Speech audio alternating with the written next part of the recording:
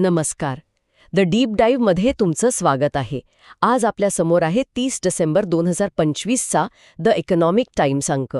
वर्ष संपायला आता काही तास उरले आहेत आणि हा अंक म्हणजे एक प्रकारे भारताच्या आर्थिक, सामाजिक आणि तंत्रज्ञानाच्या प्रगतीचा वार्षिक रिपोर्ट कार्डच आहे. तर आज आपलं ध्येय अगदी स्पष्ट आहे. या अंकातील प्रत्येक महत्त्वाच्या बातमीच्या केवळ मथळ्यापलीकडे जाऊन त्यातील खरा अर्थ शोधायचा आहे. या वेगवेगळ्या बातम्या एकमेकांशी कशा जोडलेल्या आहेत आणि 2026 साठी त्या काय संकेत देत आहेत याचा आपण सखोल आढावा घेणार आहोत. चला तर मग या शब्दांच्या समुद्रात डुबकी मारूया. सुरुवातच करूया पहिल्या पानावरच्या एका मोठ्या उत्साहवर्धक बातमीने. मथळा आहे, industrial output scales 2-year peak rises 6.7% in November. म्हणजे औद्योगिक उत्पादनाने 2 वर्षांतील उच्चांक गाठला आहे. नोव्हेंबरमध्ये तब्बल 6.7% वाढ झालीय. सणासुदीची मागणी आणि वाढती गुंतवणूक ही यामागे प्रमुख कारणं असल्याचं यात म्हटलं आहे. हे आकडे तर खूपच प्रभावी वाटतायत. नक्कीच. हे आकडे अर्थव्यवस्थेच्या गाडीने वेग पकडल्याचं एक स्पष्ट लक्षण आहे. पण याच पानावर थोडं खाली पाहिलं तर रिझर्व्ह बँकेची बातमी आपल्याला जमिनीवर आणते. मथळा आहे, strongly positioned country must shield against looming risks, RBI. RBI म्हणते की भारतीय बँकांची आर्थिक स्थिती गेल्या दशकातील सर्वोत्तम आहे, यात शंका नाही. पण त्याचवेळी जागतिक धोक्यांपासून सावध रहा. म्हणजे आपली गाडी वेगात असली तरी पुढचा रस्ता थोडा खराब असू शकतो, याचा हा इशारा आहे. म्हणजे घरात सगळं आलबेल असलं तरी बाहेरच्या वादळाकडे दुर्लक्ष करून चालणार नाही. आणि ह्याच संदर्भात गुंतवणुकीची बातमी अधिकच रंजक वाटतेय. On D street foreign inflows ebb, domestic tide rises. D street म्हणजे आपला शेअर बाजार.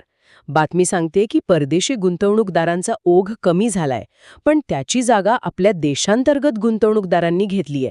म्युच्युअल फंड, विमा कंपन्या यांनी तब्बल 5.05 लाख कोटी रुपयांची निव्वळ खरेदी केली आहे 2025 मध्ये. पण आपण तर नेहमी ऐकतो की परदेशी गुंतवणूक अर्थव्यवस्थेसाठी खूप महत्वाची असते. मग ती कमी होणं ही चिंतेची बाब नाही का? हा खूप महत्वाचा प्रश्न आहे. वरवर पाहता तसं वाटू शकतं, पण या बदलामागे एक मोठा आणि म्हणजे सकारात्मक अर्थ दडला आहे. विचार करा, परदेशी गुंतवणूकदार अनेकदा जागतिक घडामोडींमुळे, जसं की अमेरिकेत व्याजदर वाढले की लगेच आपले पैसे काढून घेतात. यामुळे बाजारात मोठी अस्थिरता येते. हो, बरोबर. पण आता काय होतंय की देशांतर्गत गुंतवणूकदार म्हणजे तुम्ही आम्ही म्युच्युअल फंडातून किंवा थेट शेअर बाजारात जे पैसे गुंतवतोय, तो एक भक्कम पाया तयार झालाय. त्यामुळे परदेशी गुंतवणूकदार बाहेर गेले तरी बाजार कोसळत नाही. अच्छा, हीच खरी स्थिरता आहे जी अर्थव्यवस्थेला बाहेरच्या धक्क्यांपासून वाचवते. वाह. म्हणजे आता आपली अर्थव्यवस्था स्वतःच्या पायावर अधिक मजबूत उभी राहत आहे. हे झालं अर्थव्यवस्थेचं मोठं चित्र. पण आता काही विशिष्ट क्षेत्रांमध्ये काय घडते ते पाहूया.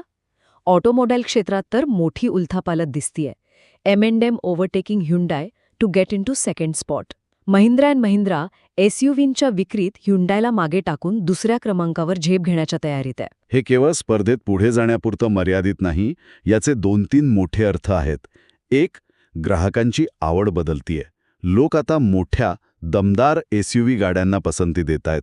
दुसरं आणि महत्त्वाचं म्हणजे हे भारतीय ब्रँडवरील वाढता विश्वास दाखवतं. हो. एकेकाळी परदेशी कंपन्यांचं वर्चस्व असलेल्या बाजारात आता एक भारतीय कंपनी आघाडी घेत आहे.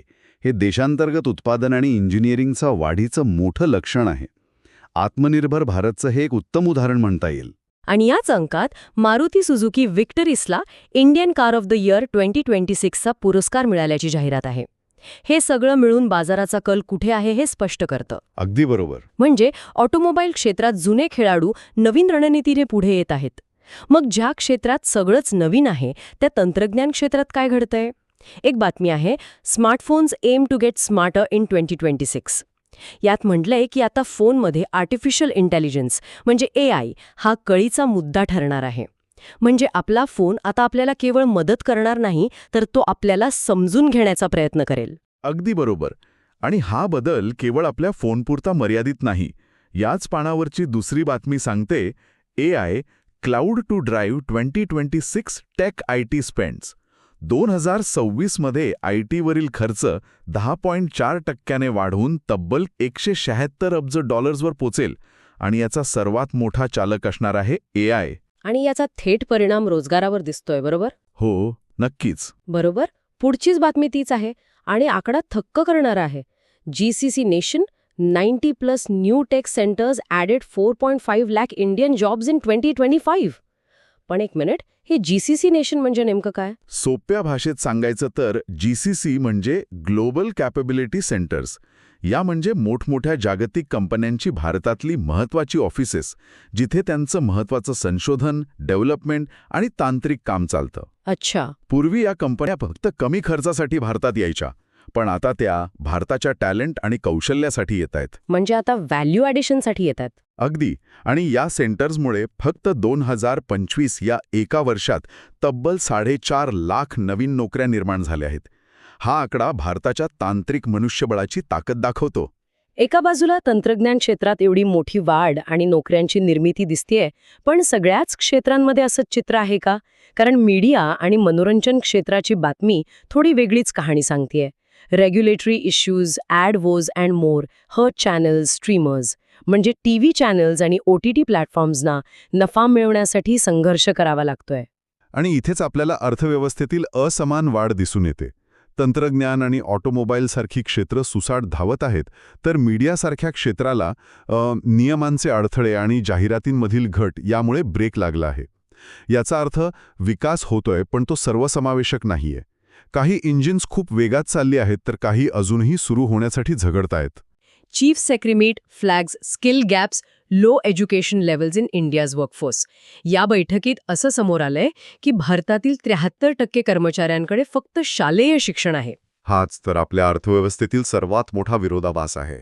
एकीकडे आपण AI, क्लाउड आणि ग्लोबल कॅपॅबिलिटी सेंटर्सबद्दल बोलतोय, जिथे उच्च कौशल्याची गरज आहे.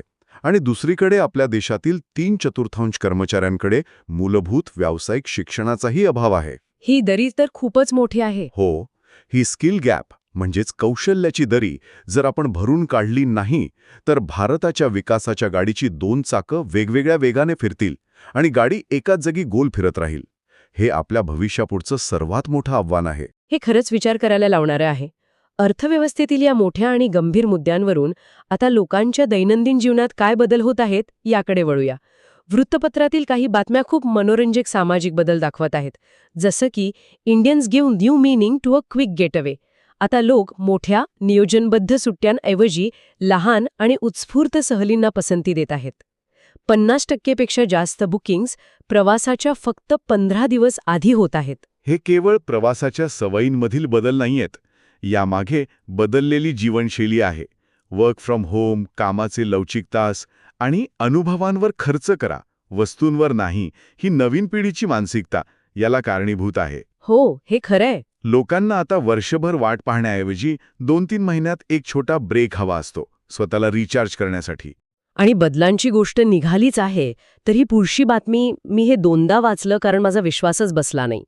Love can wait, some are swiping right for job referrals.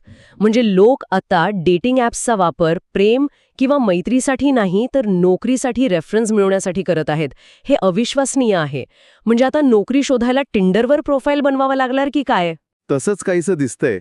पण या विनोदाच्या पलीकडे पाहिलं तर हे आजच्या तरुण पिढीची मानसिकता आणि नोकरीच्या बाजारातील तीव्र स्पर्धा दाखवतं.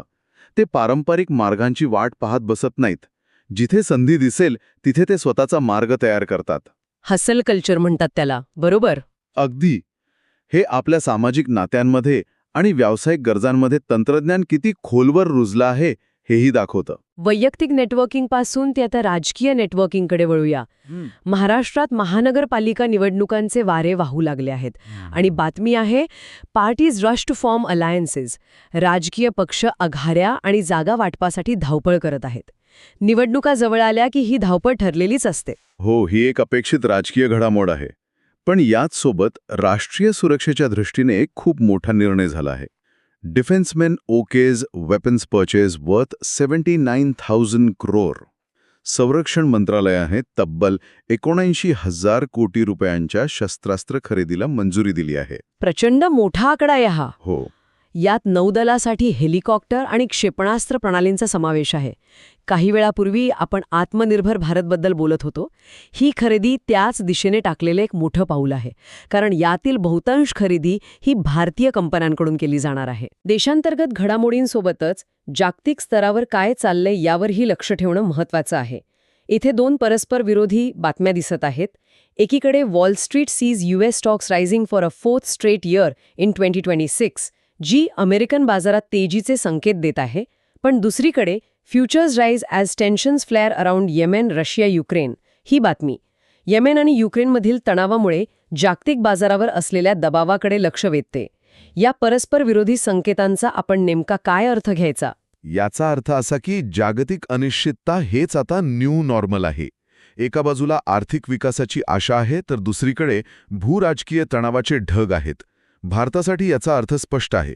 आपण आपली देशांतर्गत अर्थव्यवस्था कितीही मजबूत केली तरी आपण जागतिक संकटांपासून पूर्णपणे अलिप्त राहू शकत नाही. म्हणजे येमेनमधल्या तणावाचा थेट परिणाम आपल्यावर होऊ शकतो. नक्कीच. कच्च्या तेलाच्या किमतींवर आणि आपल्या आयातीवर होतो, त्यामुळे आपल्याला एकाच वेळी आशावादी आणि सावध दोन्ही राहावं लागेल. तर या संपूर्ण अंकाचा आढावा घेतल्यावर एकंदरीत काय चित्र समोर येतंय? मला वाटतं भारताची अर्थव्यवस्था एकाच वेळी दोन वेगवेगळ्या कथा सांगते. एकीकडे देशांतर्गत पातळीवर गाडी सुसाट धावते, औद्योगिक उत्पादन वाढत आहे, बँका मजबूत आहेत आणि आपलेच गुंतवणूकदार बाजार सावरत आहेत. पण दुसरीकडे याच गाडीची काही चाकं मात्र पंक्चर आहेत. कर्मचाऱ्यांमधील कौशल्याची प्रचंड दरी, काही क्षेत्रांची खुंटलेली वाढ आणि जागतिक अनिश्चिततेचे धोके आहेतच. तंत्रज्ञान हे या गाडीचे एक शक्तिशाली इंजिन म्हणून समोर येतंय, जे नोकऱ्या निर्माण करतंय आणि लोकांची जीवनशैली बदलत आहे. आजच्या या चर्चेतून एक महत्त्वाचा विचार मनात येतो. या सर्व स्रोतांमधून एकीकडे देशाच्या प्रगतीचे मोठे आकर्षक आकडे दिसतात. 6.5% वाढ, 4.5 लाख नवीन नोकऱ्या, 79,000 कोटींची संरक्षण खरेदी आणि त्याचवेळी दुसरीकडे एक भयान वास्तव आहे. देशातील 73% कर्मचारी अजूनही केवळ शालेय शिक्षणावर अवलंबून आहेत. अगदी बरोबर. आणि म्हणूनच येणाऱ्या 2026 सालासाठी भारतापुढील खरी कसोटी ही केवळ विकासाचे हे मोठे आकडे टिकवून ठेवण्याची नसेल, तर या 73% मोठ्या मनुष्यबळाला आणि विकासाच्या या मोठ्या चित्राला जोडणारा पूल कसा बांधायचा ही असेल. तो पूल बांधला पाहिजे. हो, कारण तो पूल बांधल्याशिवाय भारताची प्रगती खऱ्या अर्थाने सर्वसमावेशक होऊ शकणार नाही. हाच विचार आजची ही चर्चा आपल्यासाठी मागे ठेवून जात आहे. जर तुम्हाला आजचं हे सखोल विश्लेषण आवडलं असेल तर आमच्या चॅनलला लाईक आणि सबस्क्राईब करायला विसरू नका. पुढच्या वेळी पुन्हा भेटू एका नवीन विषयासोबत. धन्यवाद.